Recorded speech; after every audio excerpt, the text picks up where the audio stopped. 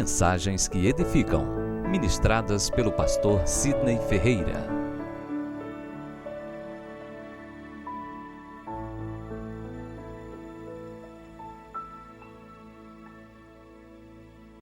Livro de Josué é o nosso estudo nessa manhã. Lembrando aos irmãos que não deixe de vir e convide as demais pessoas que têm interesse e curiosidade, e que reconheçam a importância do aprendizado, para que elas possam aproveitar esse momento tão especial de ensino, de instrução. Eu espero, ao concluir, todas as pessoas conheçam bem os livros e saibam se situar no tempo e no espaço, não fique desconectada. Amém? Bem, querido, o livro de Josué é o 6º livro da Bíblia. Josué é o primeiro livro dos livros históricos e o 6º livro do Antigo Testamento. O vocábulo hebraico é Joshua, cuja transliteração soa como Yehoshua, que significa o Senhor é a salvação. A abreviação de Joshua é Yeshua, que no vernáculo grego significa exatamente Jesus. Então a pronúncia no hebraico é praticamente a mesma do grego Josué, Jesus. O significado está funcionando? O apontador, não laser. Ok, obrigado. E o significado é justamente o Senhor é o nosso Salvador, o Senhor é o nosso libertador. Esse é o sentido da palavra Josué. Informações básicas do livro. Lembrando que a apostila estará disponível no próximo domingo. Você vai receber já de Josué e a de Juízes. Eu creio que no próximo domingo, espero em Deus estarmos ministrando sobre o livro de Juízes, devido aos compromissos em relação à formatura, não foi possível desenvolvermos essa apostila, mas domingo que vem ela já estará disponível. A autoria. Quem escreveu o livro de Josué?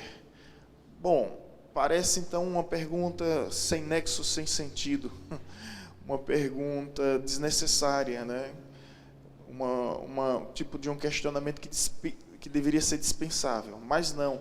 A problemática é Josué 24, 29 e 33, que ele descreve, assim como Moisés no Pentateuco, a sua própria morte. E isso gerou um certo debate entre teólogos, uma certa polêmica. Como é que ele pode ter escrito o livro e ter, de repente, descrever sobre a sua própria morte? Seria aparentemente uma contradição. Mas, na verdade, a autoria, segundo a tradição judaica cristã, acredita na autoria do próprio Josué, com exceção da narrativa que descreve a sua morte. Josué 24, 29 e 33. Acredita que um ancião, logo após a sua morte, veio e trouxe esse complemento de como ele morreu. Isso não altera em nenhum sentido o fato de que Josué realmente escreveu todo o livro. A data em que ele escreveu, segundo os estudiosos, o livro foi escrito entre 1370 a.C. O local foi justamente na região de Cananéia. O livro foi escrito na terra já conquistada, quando eles se apropriam da promessa de Deus. O destinatário é o povo de Deus, povo de Israel, e toda a sua descendência, essa descendência natural e essa descendência espiritual. Quando eu digo natural é justamente os judeus de nascimento. E quando eu digo espiritual, são aqueles que se tornaram filhos de Abraão pela fé, conforme Deus tinha prometido. Ou seja, destinatário também você se inclui. Nós nos sentimos incluídos nesse destinatário. Ok? Essas são as informações básicas do livro de Josué e vamos prosseguir. Propósito do livro. Nesse caso aqui a gente sempre aborda o propósito teológico do livro. Não é isso? Propósito teológico do livro. Qual é o propósito teológico do livro? Em cada livro que a gente for analisar, a gente vai perceber o propósito teológico. Primeiro propósito é apresentar a misericórdia de Deus com Raabe. Isso se encontra em Josué capítulo 2, versículo 1 e e o versículo 14. Você deve conhecer bem a história, não é? Deixa eu fazer um breve comentário para que os irmãos não se sintam, principalmente os novos convertidos, não se sintam perdidos aqui.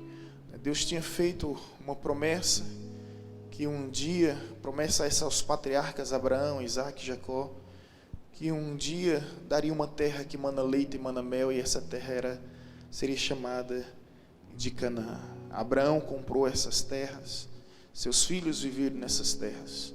Porém, depois que houve fome em todo o mundo, o povo hebreu, era apenas uma tribo, era apenas uma família.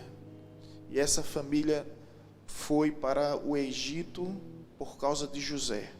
José é o filho de Jacó, a quem Deus levantou para ser governador, não somente de uma nação, mas de todas as nações e do mundo daquela época. Então o povo de Deus passou um bom tempo no Egito. Segundo estudiosos, 430 anos no Egito. Durante aquele tempo o povo cresceu, se tornou numerosos, e os próximos faraós já não eram mais amigos de José, e escravizou o povo de Deus durante muito tempo. O povo começou a clamar, Deus ouviu o seu clamor, levantou Moisés para libertar este povo. Moisés é o líder que consegue, através da direção de Deus, tirar o povo do Egito. O povo atravessa o Mar Vermelho, começa a peregrinar durante o deserto. A estrada do Egito para Canaã era apenas de 11 dias, mas por causa da desobediência do povo, por causa de suas murmurações, a estrada de 11 dias se tornou um caminho de 40 anos no deserto.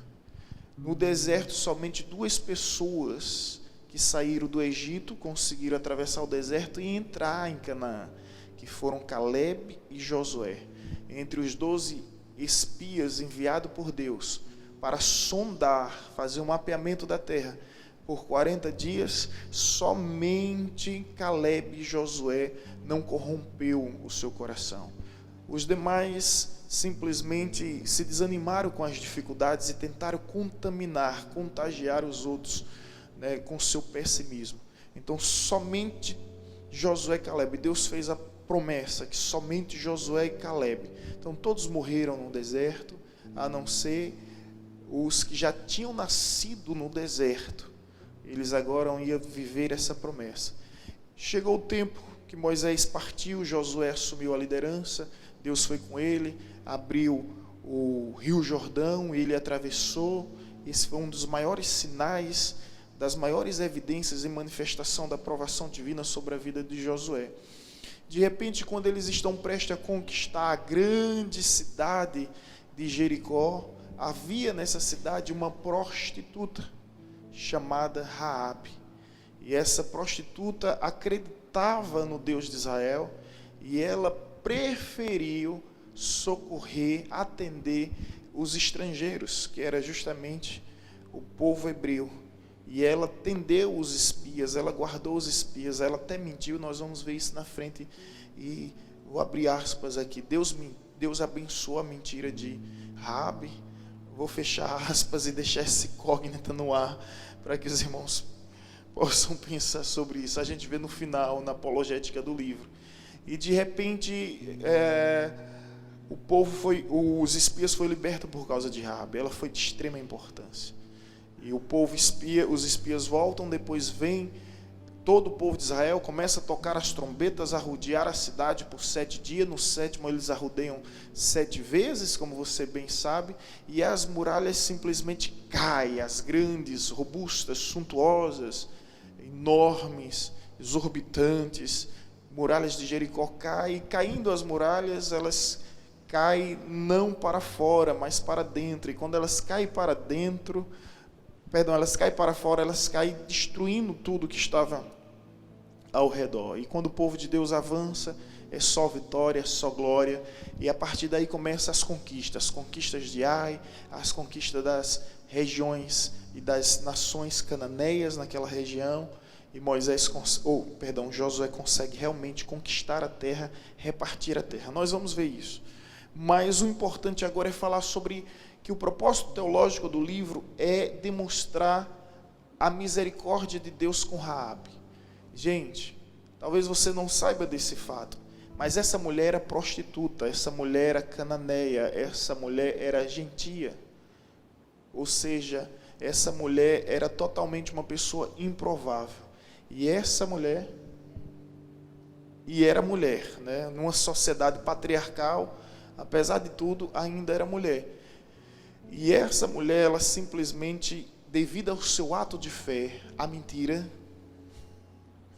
ela entra na genealogia de Jesus Cristo.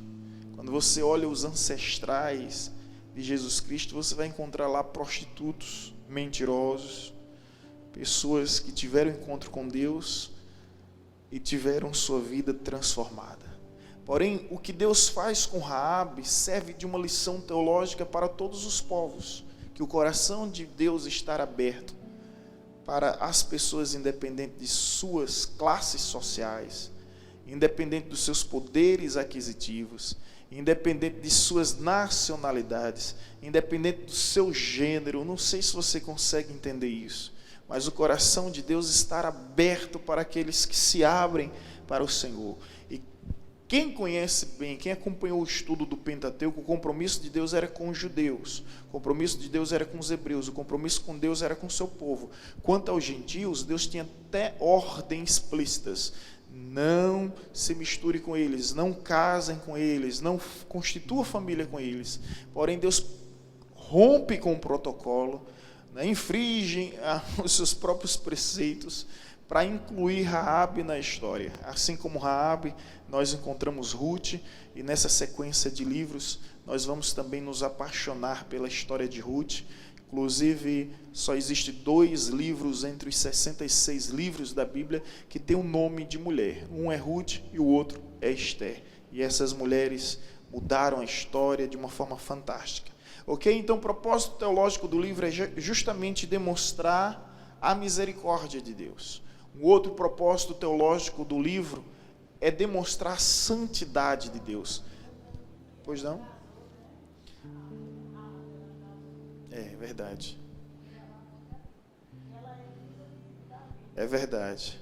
Ela casou e se tornou bisa de Davi, e Ruth se tornou a avó de Davi, e a história é linda, né? Ela casou com um judeu, foi acolhida entre o povo de Deus e é considerada na história como uma mulher que salvou a nação de Israel. Foi usada por Deus para salvar a nação de Israel.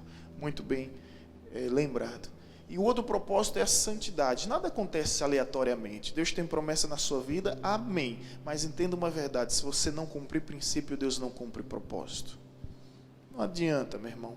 Você tem que estar na posição, no centro da vontade de Deus, para discernir o tempo, para discernir a hora. É incrível isso, gente. Eu começo a ministrar aqui, aí eu sou tomada igual as nossas aulas de teologia, aí eu digo: eu já não estou mais lecionando, eu estou ministrando. Você tem promessa de Deus? Amém. Mas o que é que você tem feito para viver as promessas de Deus? Hebreus capítulo 11 vai nos dizer o seguinte: pela fé eles conquistaram as promessas de Deus. Logo, eu entendo que as promessas de Deus precisam ser conquistadas. Elas não são recebidas de mão estendidas, né, como essa tendência que nós temos a pensar: Deus tem promessa, de uma forma ou de outra Ele vai cumprir. Qual a sua posição em relação a isso? Pela fé, conquistaram as promessas de Deus. Você tem promessa de Deus, então conquiste essas promessas, e só uma forma de conquistar: pela fé. Agora, olha o detalhe, olha a revelação, a ministração de Deus aqui. Você já observou a vida de Jesus? Vai dizer bem assim: naquele dia Jesus foi para tal lugar para se cumprir as profecias. Jesus provocava o cumprimento das profecias. Receba isso, meu irmão. Deus tem chamado na sua vida, amém. Você está se preparando teologicamente? Como é que você quer que Deus cumpra as promessas se você não se prepara, você não faz a sua parte?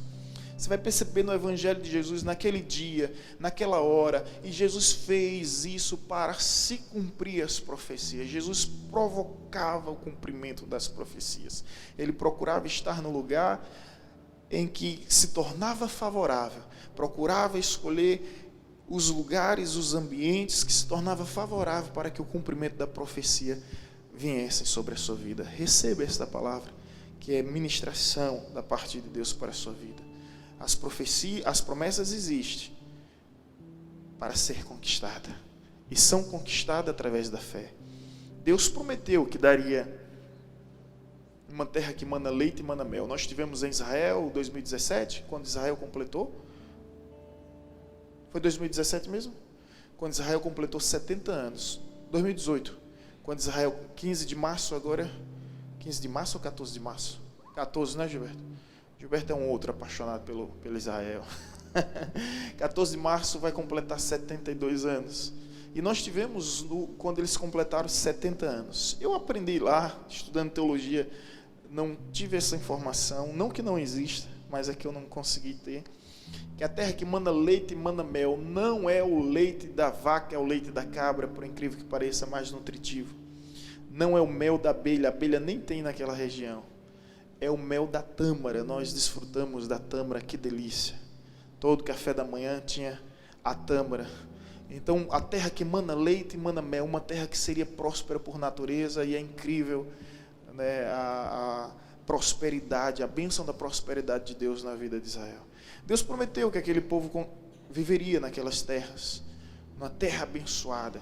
Porém, se você for ver, Josué 3,5, Deus diz: santificai-vos hoje, para que amanhã Deus faça maravilhas em vosso meio.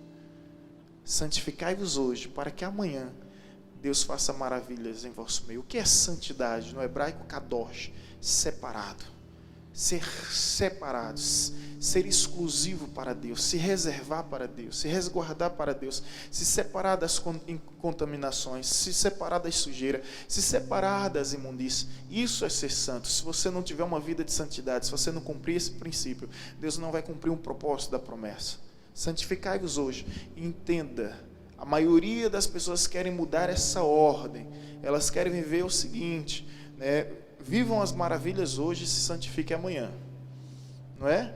É o tipo da pessoa que diz: ah, se Deus me der, eu vou ser uma bênção. Ah, se Deus fizer, a história vai ser outra. Não funciona assim, meu irmão. Então se santifique hoje. Hoje você se santifica, você começa a honrar a Deus, para que amanhã Deus faça maravilhas no seu meio, no vosso meio, e não pense no contrário. Quando o povo de Deus começou a se santificar, aí Deus deu a ordem: é hora de avançar, é hora de marchar. Eita glória! Quantos projetos você não tem arquivado? Quantos sonhos não estão guardados, travados, não consegue sair do lugar? Quantos sonhos fantásticos Deus não te confiou? Talentos extraordinários Deus te concedeu, e de repente você não está fazendo. Sabe por quê? Porque você não ouviu a ordem de Deus dizendo: avance, que eu estou contigo. Porque se Deus não falar, meu irmão, lembre-se que tem rios para atravessar, lembre-se que tem muralhas para ultrapassar, e que sem a mão de Deus nós não vamos conseguir.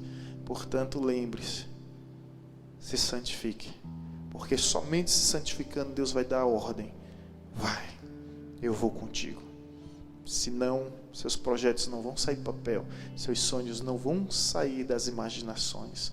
Essa é a triste realidade. O propósito do livro é mostrar misericórdia, santidade, e também mostrar o poder, manifestar o poder de Deus entre o seu povo. E existem muitos milagres no livro. O Rio Jordão se abre, as muralhas caem, o sol e a lua param, e nós vamos ver isso na questão apologética. E Deus faz maravilhas. Meus irmãos, é incrível quando a Bíblia diz que o sol e a lua pararam, e a Bíblia diz no final: e Deus fez isso por causa da oração de um só homem. Deus parar o tempo por causa da oração de um homem. Meu Deus do céu, nós vamos ver um pouco isso à frente. Então é mostrar o poder do nosso Deus, a sua grandeza, seu poderio. quarto propósito do livro é aliança. No final, capítulo 23 e 24, vai relatar a renovação da aliança do povo de Deus. É justamente aquele momento que Josué diz: vocês podem escolher a que Deus vocês querem servir. Eu e a minha casa serviremos ao Senhor. E depois que ele fala isso, toda a nação diz: longe de nós esteja a servir outro Deus. Todos nós serviremos ao Senhor. Se você deseja mudar a sua nação, mude sua família. Se você deseja mudar a sua família, mude a si mesmo. A transformação de toda uma nação partiu a partir de um momento, quando ele diz: eu, primeira pessoa de singular, se posicione diante de Deus, seja responsável. Eu e minha casa serviremos ao Senhor. E de repente toda a nação é transformada quando a gente vive uma transformação pessoal. E aí existe a renovação da aliança, para que o povo de Deus possa andar sempre em obediência com o Senhor. Amém? Propósito teológico do livro. Próximo. Estrutura do livro. Aqui é justamente o esboço do livro. Se fôssemos organizar o livro em 4 etapas, seria essa. Primeiro, preparação. Apresenta a preparação do povo para a conquista. Josué capítulo 1, capítulo 1 ao capítulo 5. É o povo se preparando para avançar a terra, se preparando para conquistar a terra. Então, todos esses 5 primeiros capítulos é o período do preparo, ok? Depois vem um capítulo 6 ao capítulo 12, que é o período das conquistas. Agora o povo preparado, né? A Bíblia, Deus não usa homens despreparados, ao contrário, prepara-te, ó Israel. O que mais encontramos na Bíblia é isso. E para ser preparado, lembre-se, existe uma diferença entre disponível e disposto. Tem muitas pessoas que estão disponíveis porque não tem nada para fazer. Disponível é aquele que não tem nada para fazer e não está fazendo nada. Fulano está disponível. A pergunta é se está disposto. Deus não usa pessoas simplesmente disponíveis. Deus usa pessoas dispostas. Disponível é o cara que não tem nada para fazer. Disposto é aquele que tem o desejo de fazer, que tem a disposição. Por isso que a quem enviarei? Havia inúmeros homens disponíveis. Mas quando Isaías diz: eis-me aqui, Senhor, envia-me a mim, ele está revelando que mais do que disponível, ele está disposto. Esse período de preparo não era simplesmente para as pessoas disponíveis, era para as pessoas dispostas. Por isso, quem não estava disposto a se preparar morreu no deserto. Morreu no deserto. Irmãos, se nós não estivermos dispostos, haverá promessas que nós não vamos viver. Mais do que disponível, disposto. Posso dizer como pastor da igreja, tem muita gente disponível essa hora, não tem? Nessa hora. Estão aonde? Sabe Deus. Fórmula 1. Tem jogo hoje, Ege? Os dispostos estão aqui. Amém? Os irmãos estão entendendo a realidade? E no CPA. Ministério Infantil no CPA. Mas muita gente disponível. Tenho certeza que muita gente ainda está na cama uma hora dessa. Disponível. Mas não estão dispostos. Espero que você esteja entendendo que Deus só se compromete com quem está disposto, não com quem está disponível. Segundo conquista, é justamente o período de conquistas. Nós vamos ver um pouco mais adiante. Terceiro período, capítulo 13 ao capítulo 22, repartição. É a divisão das terras. As 12 tribos vão receber agora as suas terras, exceto a de Levi, porque o Levi, a terra do Levi, a propriedade, a herança, a posse de Levi é o próprio Senhor. Então,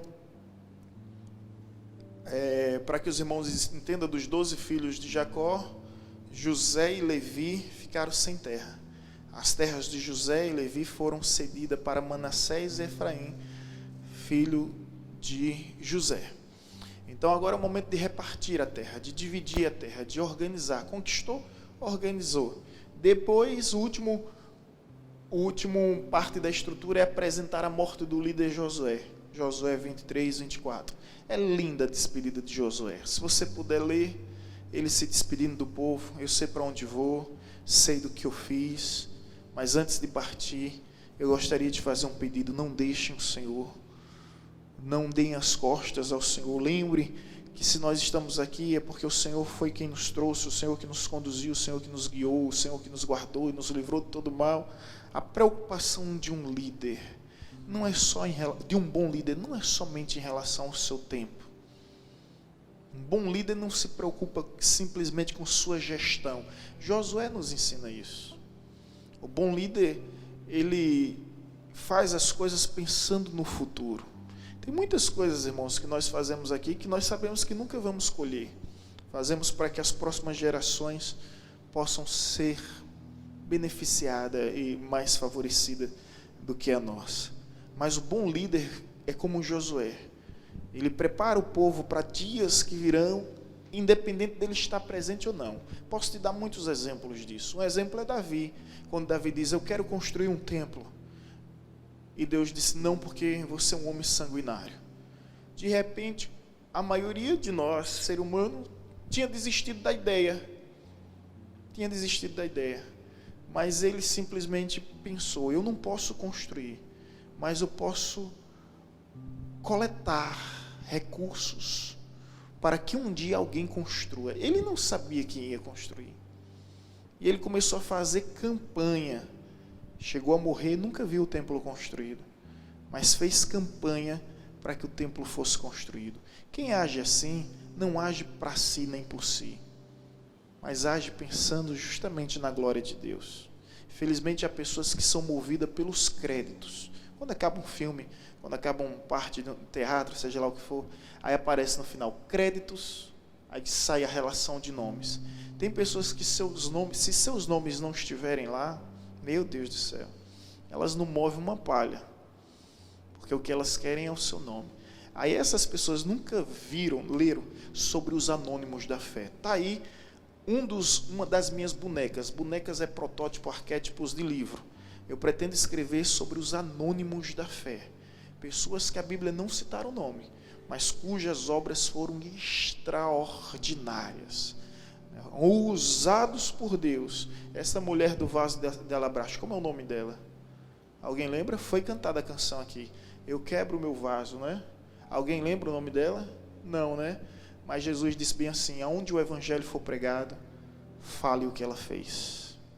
Mais importante do que os nossos nomes são os nossos feitos. São os nossos exemplos.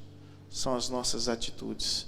Meu irmão, não queira fazer nada para Deus pensando nos créditos finais. Não faça isso. Josué prepara, se despede Josué se despede do povo, preparando o povo para um tempo que viria, que ele não estaria presente, mas que ele bem saberia que nessa história toda, ele é apenas, sabe o quê? Um dispenseiro fiel. Houve um congresso há muito tempo atrás, é uma redundância, um pleonasmo teutológico, tá? Para quem gosta de ênfase. Aí uma hora ou outra diz bem, há muito tempo atrás, entrou para dentro, saiu para fora. Para quem gosta de enfatizar, sempre comete esse deslize. Aí houve um tempo que uma pessoa terminou o congresso e disse bem assim, agora vamos passar o microfone para o dono da igreja. Passou para mim. Ninguém percebeu a ironia, mas eu percebi e na hora eu não poderia deixar passar. Eu disse, eu não sou dono de nada, eu sou apenas um dispenseiro. E o que Deus quer dos dispenseiros é que eles sejam fiéis. Dispenseiro é um mordomo. Eu sou apenas um mordomo, meu irmão. Não sou o dono. Sou apenas um mordomo. E o que eu sei que Deus quer é que sejamos fiéis ao Senhor. Era esse o sentimento de Josué. E sentimento de todos os líderes da Bíblia. Amém? Próximo. Detalhes do personagem. Detalhes simples. Um escravo que se tornou um libertador. Interessante que Josué estava no Egito, amassando um barro para Faraó. era um hebreu escravo. Nesse período o nome dele era Oséias. O nome dele foi mudado no deserto quando ele escolheu diante de Deus ser um libertador. Ele não só foi um libertador que lutou pela liberdade, não, mas que brigou com o seu próprio povo. Quando o seu povo diz, os cananeus são grandes, nós nunca vamos conseguir vencê-los, Josué repreende, Josué está libertando agora o povo das suas maiores prisões, dos seus maiores inimigos, o medo, a dúvida, a falta de fé. Então um escravo, que alguém, por que pastor, você está colocando essa ênfase? Porque, na verdade, Josué estava escravizado, mas não era escravo. Está entendendo o mistério? De repente há pessoas que estão sendo escravizadas, mas não é escravo. Ele não tinha mentalidade de escravo, ele não tinha essência de escravo, ele não tinha natureza de escravo, porque o escravo se conforma com tudo, o escravo aceita tudo, e ele não. Ele acreditava nas promessas de Deus, ele acreditava no tempo de Deus, e ele se dispôs a viver isso.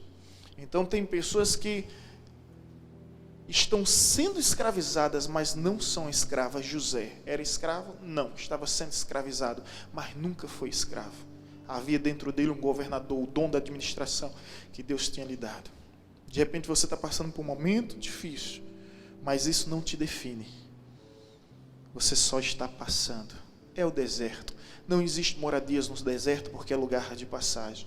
Agora, um escravo que se tornou um libertador, isso é fantástico. Porque ele não tinha a mentalidade de escravo, e ele sonhava pela libertação, e ele luta não somente com os inimigos do lado de fora, mas ele luta com seus compatriotas do lado de dentro. Acreditem, sonhem. E já o povo de Israel, no deserto, escravos. Gente, a maior dificuldade de Deus não foi tirar o povo do Egito. A maior dificuldade de Deus foi tirar o Egito dentro do povo. Esse é o processo da santificação. Quão difícil é. A gente sai do mundo, mas o mundo não sai dentro da gente. Isso é mentalidade de escravo. Então Josué, detalhes da vida dele, um escravo que se tornou um libertador. Segundo, um guerreiro que se tornou um conquistador. Eu acho isso fantástico. Deixa eu te explicar por quê. O que é que Josué fazia no Egito, como hebreu? Amassar barro para Faraó, fazer tijolos para construir as pirâmides, para construir os monumentos suntuosos. Era isso que ele fazia. E o que é que Moisés fazia? Preste atenção. Moisés pegava a espada, a lança, o arco. Moisés, criado como príncipe, todo príncipe nas culturas antigas eram instruído a ser guerreiro. Basta assistir qualquer filme épico, era instruído. Agora, olha que coisa interessante, quando adentram a terra, Moisés, experimentado, o único que sabia manejar armas, sobe no monte para orar. Enquanto Josué, que não tinha essa experiência, vai ao campo de batalha para lutar. Deus tem essas coisas, sabe? Porque eu tenho certeza que Moisés queria estar no campo de batalha. Mas a posição de um líder, é isso que eu aprendo, é estar orando. Enquanto Josué estava lá embaixo, Moisés estava com as mãos levantadas. Enquanto Moisés estava com as mãos levantadas, o povo de Deus estava vencendo. No momento que as mãos de Moisés cansaram, o povo de Deus está perdendo a guerra, o inimigo está avançando. Ur e Arão percebem isso, vão lá, estendem as mãos. Tem muita ministração aqui, viu? Quantas pessoas hoje estão dispostas a estender a mão de Moisés? Sabe quando acontece uma divisão?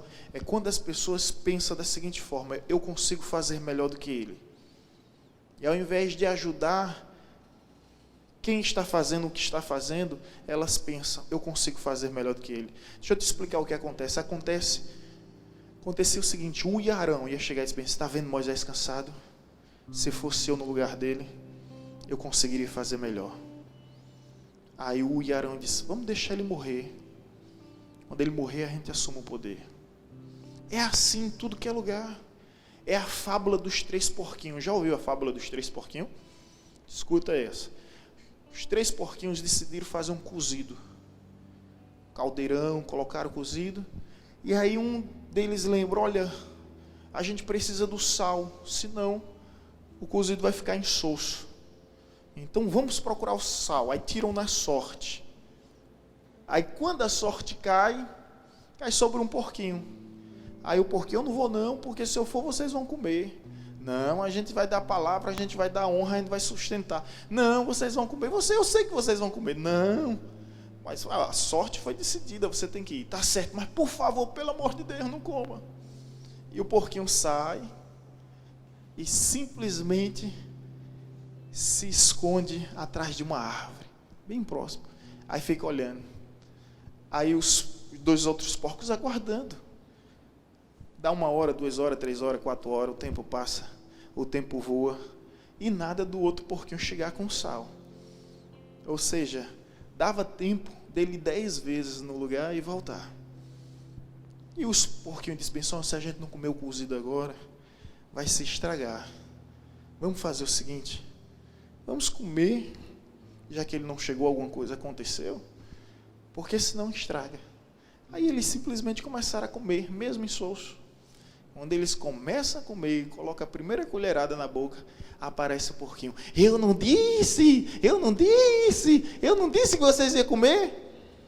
Moral da história, tem pessoas que ficam assistindo as nossas falhas, os nossos erros, e elas não sabem que elas estão provocando nossas falhas, nossos erros, simplesmente pelo bel prazer de dizer, eu não disse. Irmãos, isso aqui é em todas as áreas. Eu sou líder de líderes, muitos de vocês são líderes ministeriais, muitos de vocês passam essas aflições, esses dramas, esses dilemas. E vocês precisam estar atentos como o reino de Deus funciona e como o reino de Deus acontece. Josué estava no campo de batalha, Moisés estava com as mãos levantadas, o apóstolo Pedro, ele tem uma revelação da parte de Deus, Pedro ou Paulo, não me lembro bem, está em Atos, ele diz bem assim, nós vamos nos dedicar à oração e à palavra. E aí Deus levantou os diáconos para cuidar da mesa.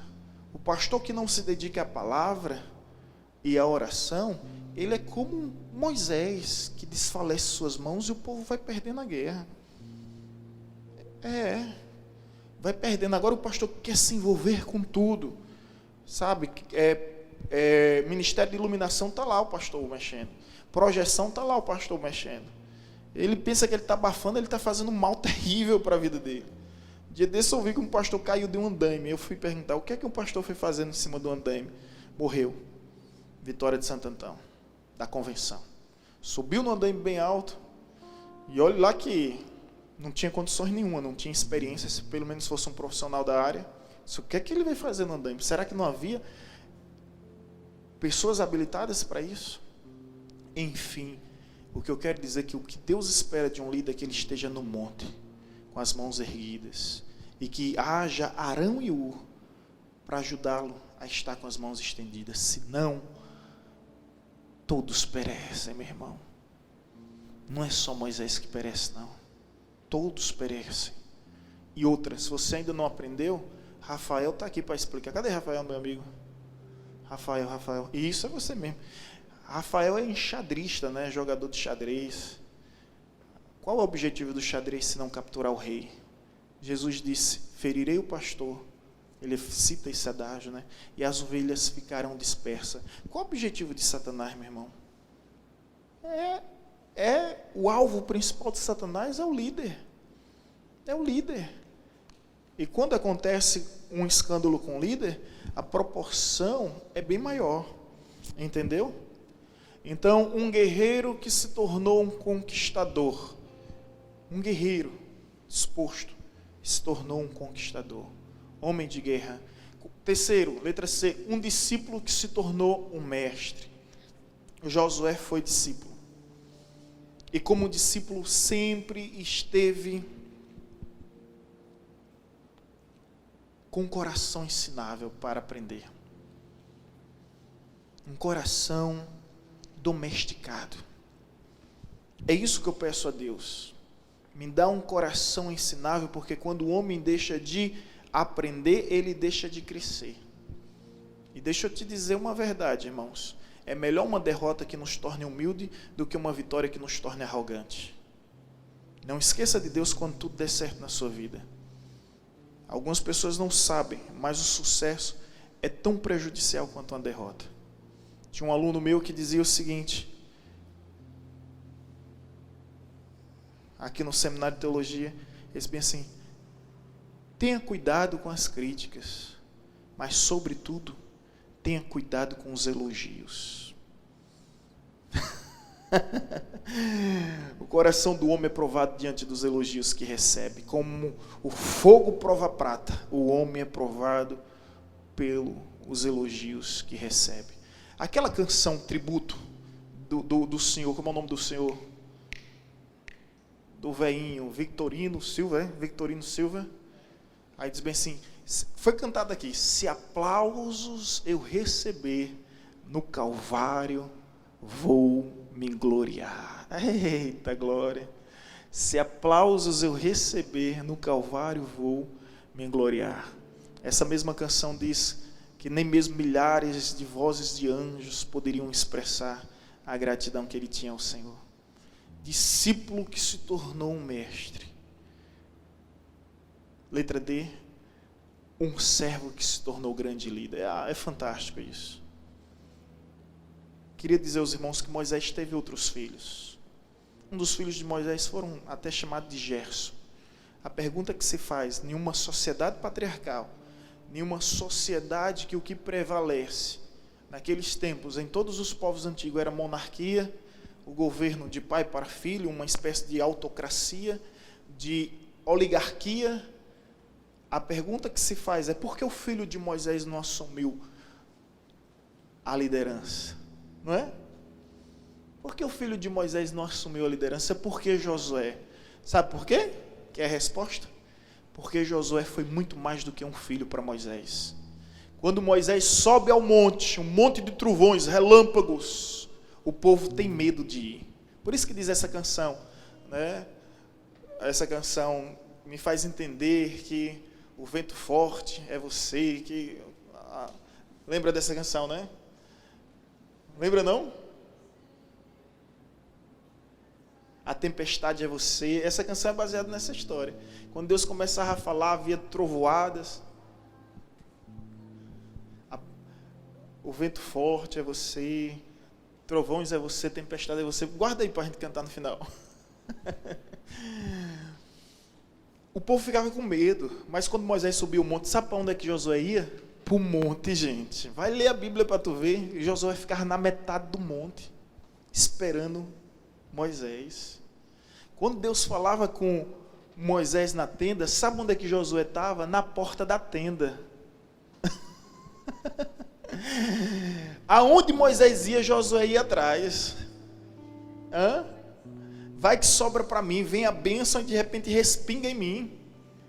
Analisa o cuidado de Josué com Moisés. É o mesmo de Eliseu com Elias. E se você for ver, na Bíblia é sempre assim. Então, para onde Moisés estava, Josué estava lá. No monte, Josué está lá. Na hora de quebrar o bezerro, Josué está lá. Na hora que diz bem assim, quem for de Deus venha para mim, quem for do inimigo que vá para lá, Josué é o primeiro a se prontificar. Josué é o primeiro. Então, de repente, um servo que se tornou um grande líder. Por quê, gente? A unção que você respeita é a unção que você atrai. A unção que você respeita é a unção que você atrai. A unção que você respeita é a unção que você atrai. E aí, não tinha vaga para Gerson. Tinha que ser Josué, porque Josué era mais do que um filho. E agora uma coisa que talvez você não saiba. O próprio Moisés chega a dizer: Deus, eu estou indo, eu sei. A idade chegou. E eu tenho um pedido a te fazer. Levanta Josué. O próprio Moisés reconheceu a grandeza de Josué. Amém, irmãos? Próximo. E na TV aparece errado. Tipologia. Tipologia são fatos que aconteceram no Antigo Testamento. É cortado, né, na TV. e que se cumpriram no Novo. Modelos, padrões. É uma figura de linguagem, tipologia. São tipos que acontecem no Antigo Testamento, fazendo alusão àquilo que ainda ocorreria no Novo. Primeiro, tipologia do livro de Josué é o nome. O nome Josué significa o nome de Jesus, conforme já foi apresentado na introdução. A transliteração, a pronúncia é a mesma. Depois, o anjo. Josué capítulo 3, versículos 5, 13 e 15. É Jesus no Antigo Testamento. Jesus na teofania. Não sei se você lembra, de repente, Josué está caminhando para conquistar as promessas de Deus, a terra prometida, e aparece um anjo. E ele diz, ele quer brigar com o anjo, Josué. És tu um dos nossos ou é contra nós? Aí o anjo fala, diz, bem, eu sou príncipe do Senhor dos Exércitos. E ali Josué serve ao anjo e adora aquele anjo. Anjo não aceita adoração, aquele anjo aceitou adoração, porque aquele anjo era Jesus. Para quem não sabia disso, Jesus, a expressão teológica para isso é teofonia. São aparições de Jesus no Antigo Testamento. Então Jesus em alguns momentos apareceu no Antigo Testamento. Quem entra na fornalha com Sadraque, Mesaque e Abednego é Jesus. Existem várias aparições do próprio Cristo ainda no Antigo Testamento, e essa é uma delas. Então esse anjo é justamente Jesus. É o Jesus, ok? Outro tipo, circuncisão. Naquela época, a gente já viu isso ao longo dos estudos aqui, em Pentateuco, o prepúcio, aquela parte do órgão genital masculino, era simplesmente arrancada. Isso fez com que o povo de Israel fosse visto como um povo sanguinário, um povo cruel, execrável, um povo terrível, um povo desumano. Que pegar um bebezinho, uma criança, imagine, um pedaço de pedra e arrancar, para os irmãos entenderem melhor, essa cirurgia se faz com quem tem fimose, né? Então se faz essa cirurgia. Então naquela época fazia isso. Ninguém entendeu nada, gente. 6.000 anos depois, sem anestesia, né, gente? 6.000 anos depois, a ciência explica que essa região, né, ela ela tem muitas contaminações devido à sujeira. E essas contaminações é transmitida para a mulher, no ato sexual é transmitida para a mulher. E as crianças nascem com deformidades, deficiência, justamente por causa dessas contaminações. Deus tinha pedido isso há 6.000 anos. O povo nunca entendeu por quê.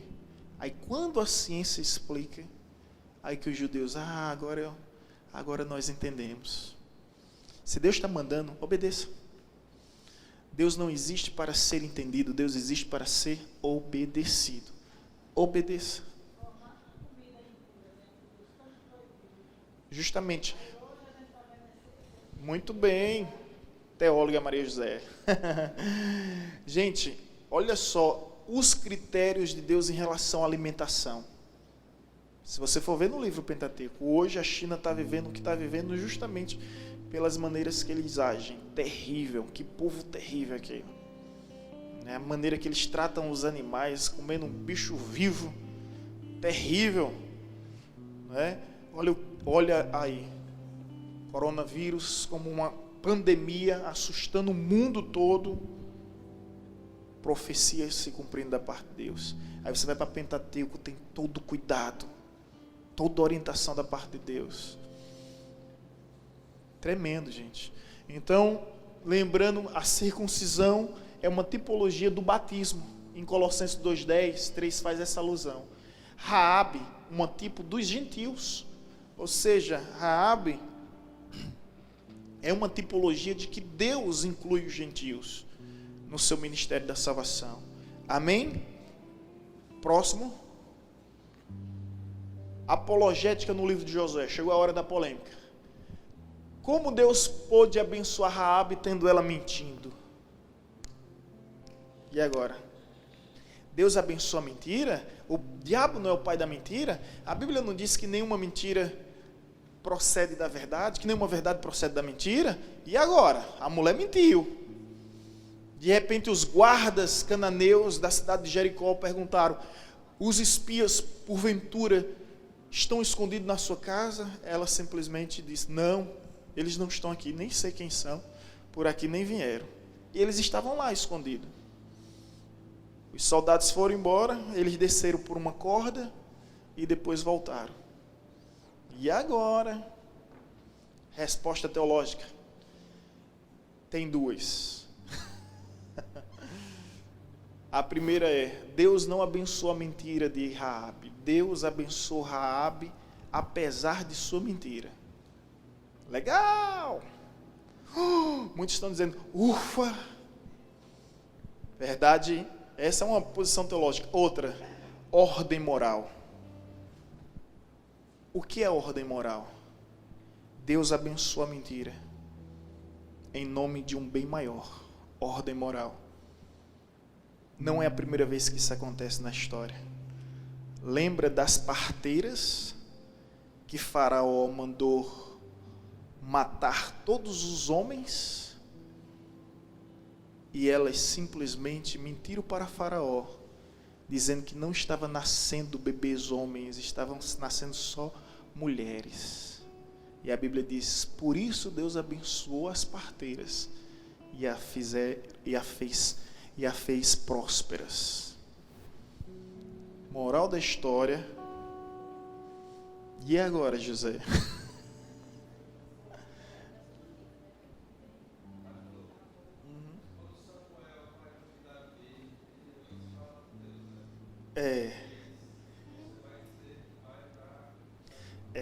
Tem uma explicação, Gilberto, muito bem coerente e procede sua fala, mas ali não chega a ser uma mentira, chega a ser uma omissão.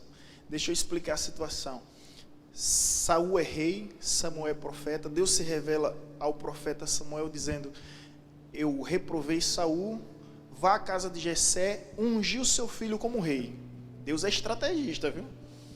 Aí o profeta Samuel, que também era sumo sacerdote, com medo da ira do rei, diz: Senhor, e se o rei souber, o que é que eu vou dizer? Se ele me encontrar com o caminho... Ou seja, o rei Saul já tinha matado 60, 70 sacerdotes. E nada aconteceu com ele, viu, gente?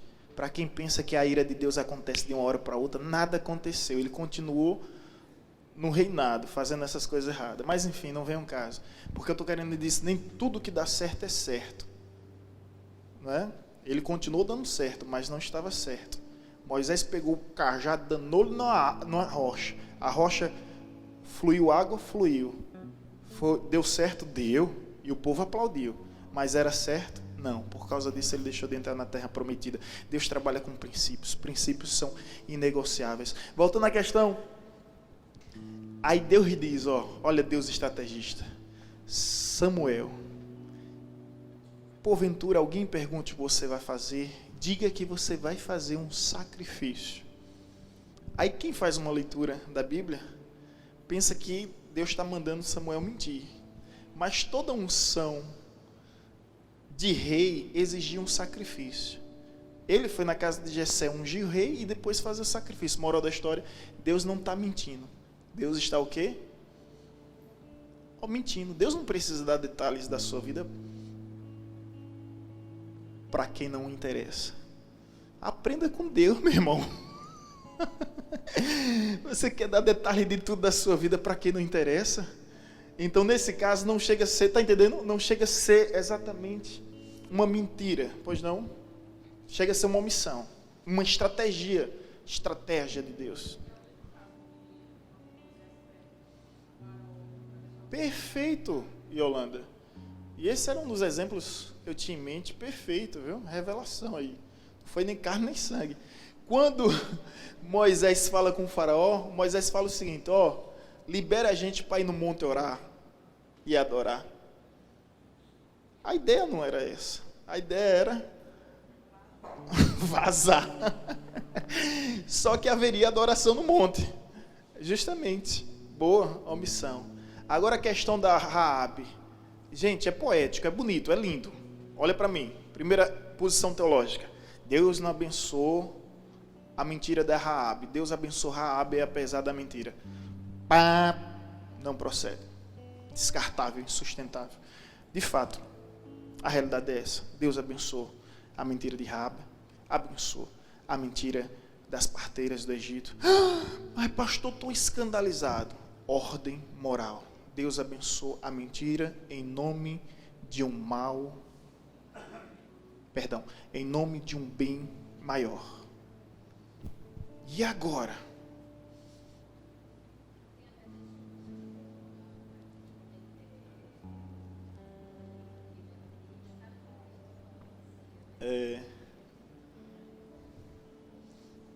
Tem vários testemunhos, né? A pastora citou um agora do povo perseguido, eu esqueci o nome do missionário.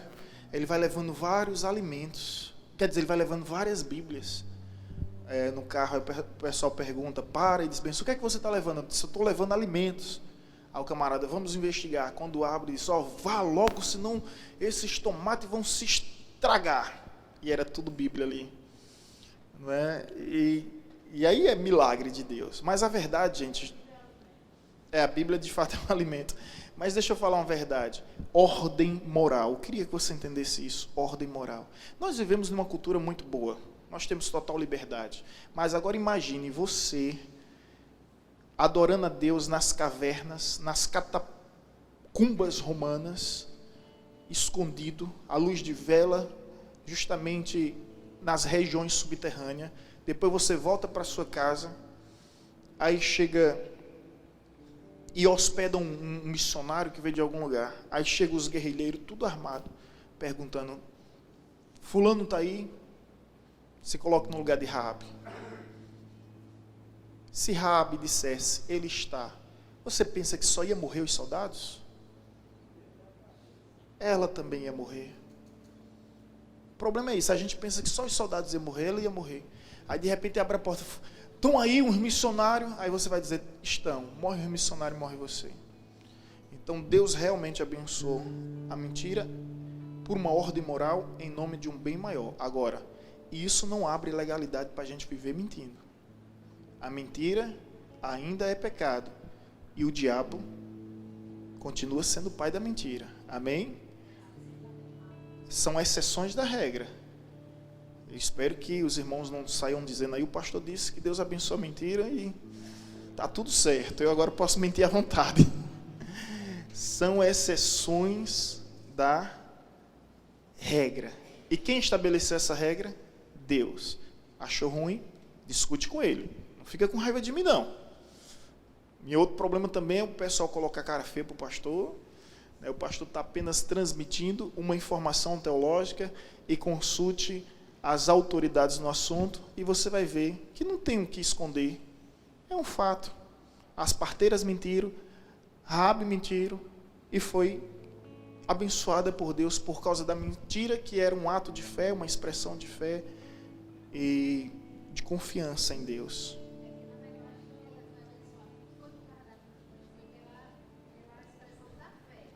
Perfeito, pastora. Perfeito. Bem explicado. A mentira continua sendo mentira. Olha o que a pastora falou. Não é a mentira em si, é o ato da fé, a expressão de fé. Lembrando que são duas gentias. Pois não, querida? Oi?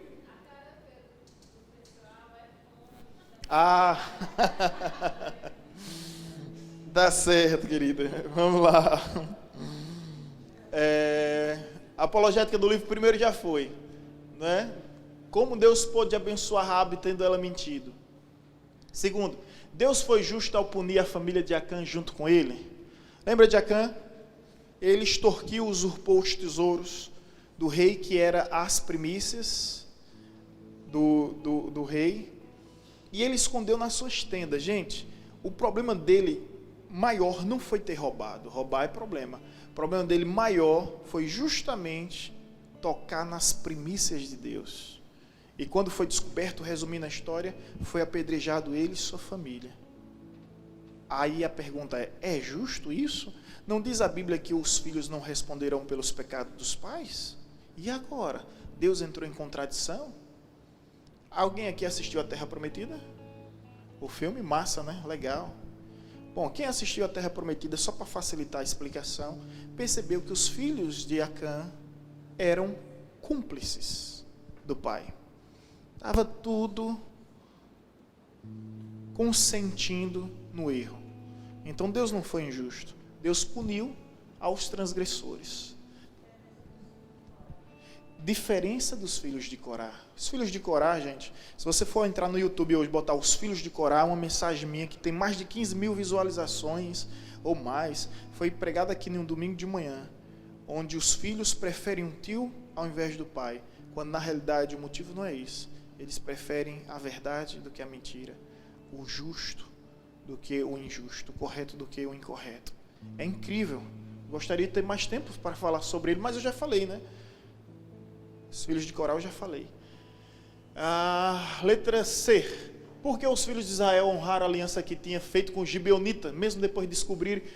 Eita, Nildo, essa pergunta. Mesmo depois de descobrirem que tinham sido enganados. Josué capítulo 9. A gente conversou sobre isso, não foi? Eu, Nildo e Saulo. Deixa eu explicar a história rapidinho para vocês. Deus fez uma aliança, Deus fez uma promessa a Josué. Destrua todos os povos cananeus. Lembrando que Deus não está sendo injusto. Abraão comprou essas terras pertenciam a Abraão. E esse povo invadiu no período que o povo de Israel estava no deserto. Quer dizer que você viaja e de repente chega alguém na sua casa, se apodera, você vai fazer o quê? Enviar flores para ele? Não é? Você vai chamar a polícia e vai tentar fazer alguma coisa. Naquela época funcionava na guerra. Não é? Não tinha direitos humanos, não tinha garantias, não tinha justiça, era dessa forma. Então o que é que acontece? Vem os gibeonitas, se finge, preste muita atenção, se finge de um povo próximo, distante. E ali eles fazem um pacto, uma aliança com Josué. E Josué dá a palavra. Cuidado para quem você dá a palavra, cuidado para quem você faz aliança. Ele deu a palavra, ele fez uma aliança. Depois de um tempo, Josué descobre que os gibeonitas não era um povo distante, era cananeu. E a ordem de Deus era qual? Matar.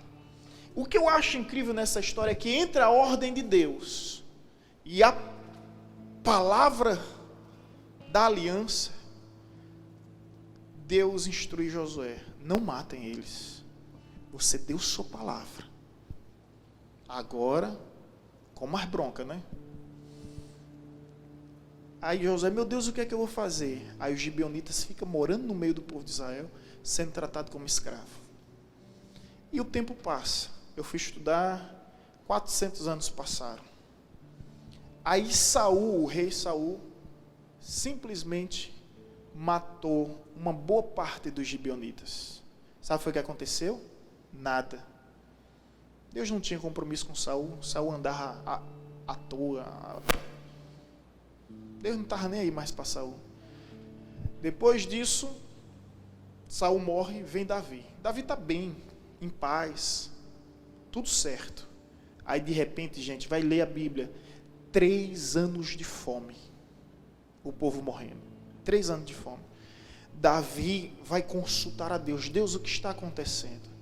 Aí Deus diz bem assim: Saul rompeu com a aliança com os gibeonitas.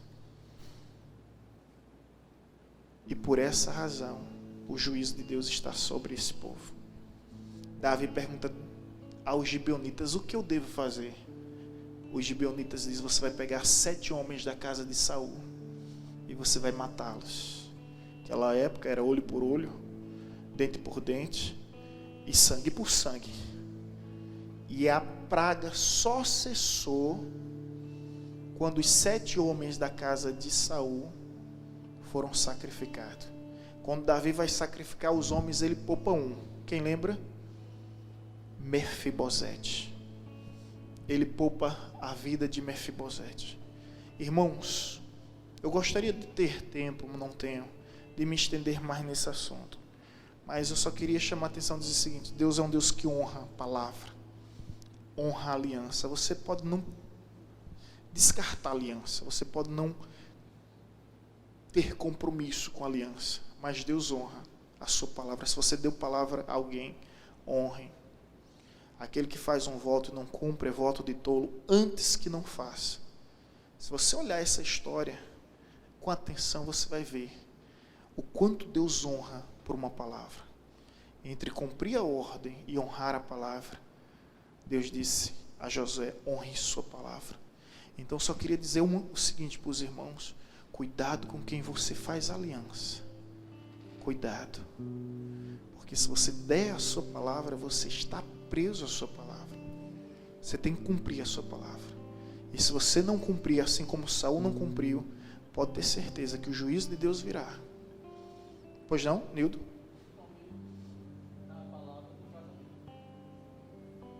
Muito bem. Principalmente da palavra no casamento.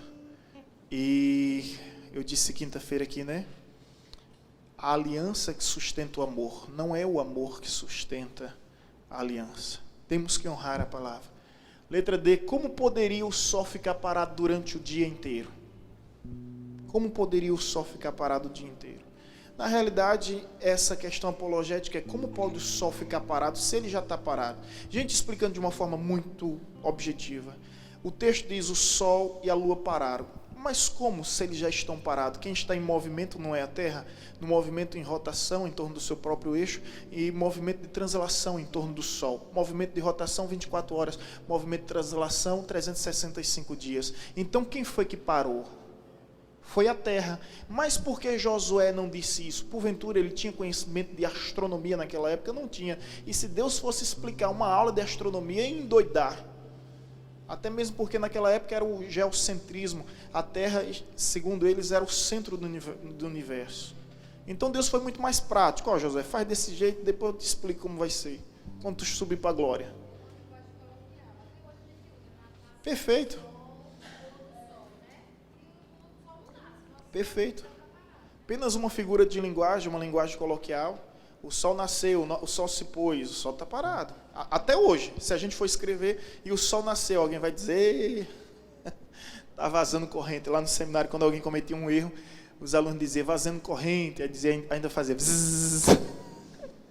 Quando alguém estava pregando, gente, na capela e cometia um erro, todo mundo fazia bzzz.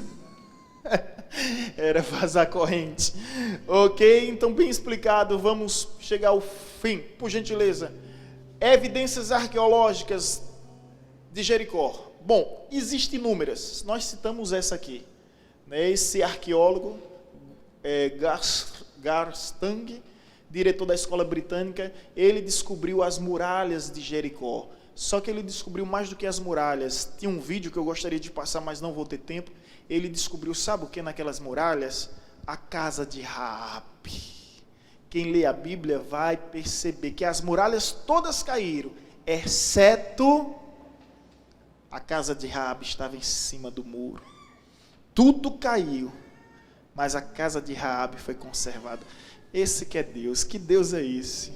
Rapaz, que Deus é esse? As muralhas tudinhas, gente, caíram e a casa de Raabe. Nós fomos em Jericó, mas infelizmente nós não passamos nessa região. Por essa razão nós temos que voltar lá.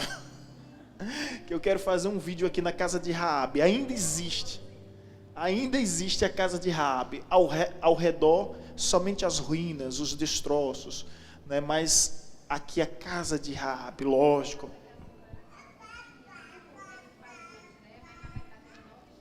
Ó, 9 metros, e aqui tem uma informação, que tinha 5 metros de comprimento onde passava por ela, né, e eram 2 muros internos, um muro interno, era robusta demais. Ok? Evidência arqueológica, descoberta atualmente. Próximo, aí é o vídeo, não vai dar para passar. Próximo, profecias messiânicas no livro. Quais são as profecias?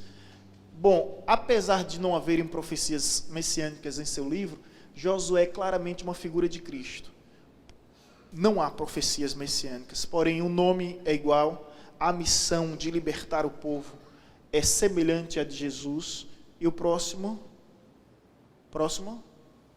E em relação à sua capacitação, assim como Josué, apesar do chamado, teve a capacitação, assim Jesus, até Jesus, apesar do chamado, mesmo sendo Deus, ele teve uma capacitação.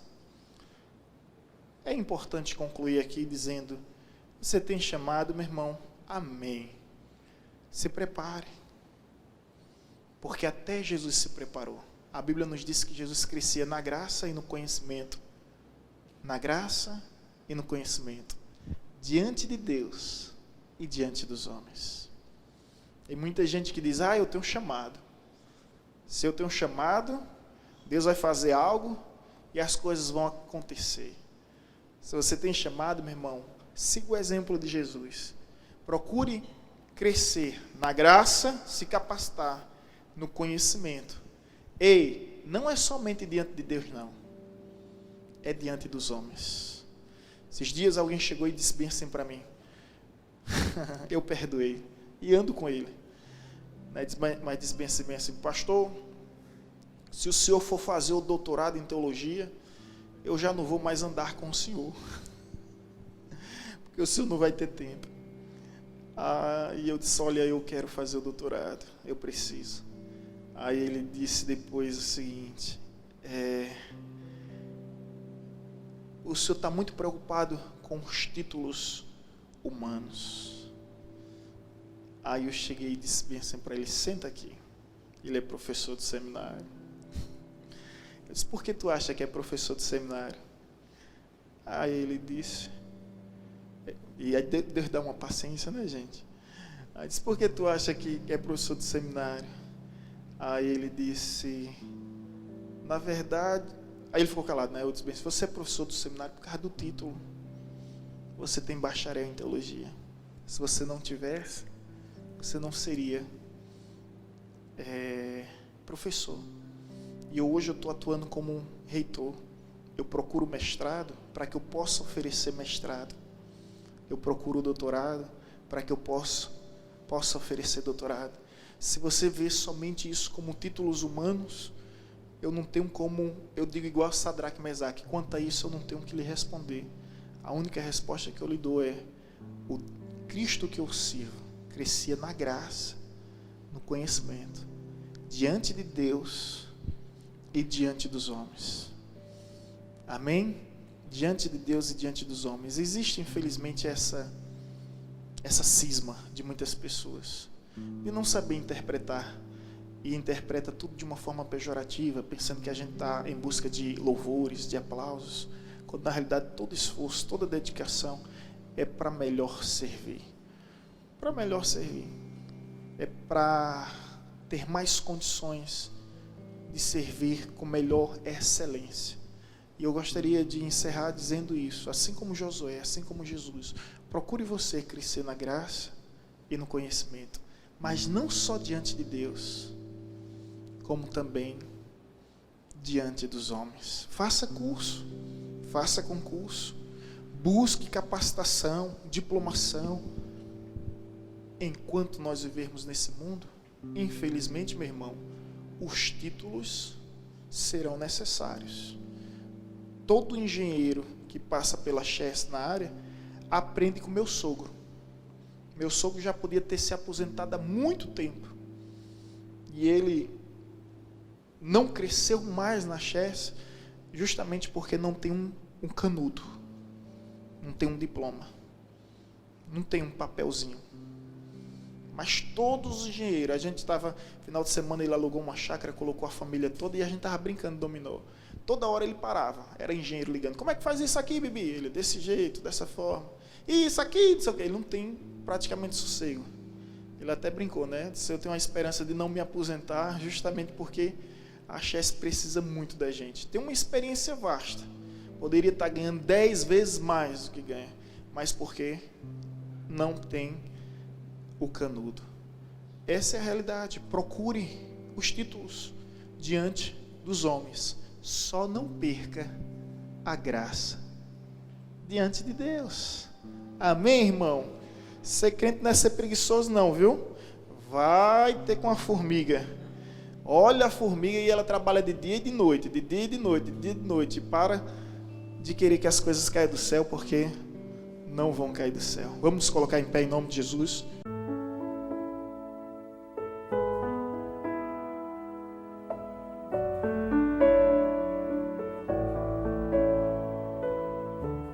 Você acabou de ouvir uma mensagem ministrada pelo pastor Sidney Ferreira, da Igreja Batista Evangelizadora.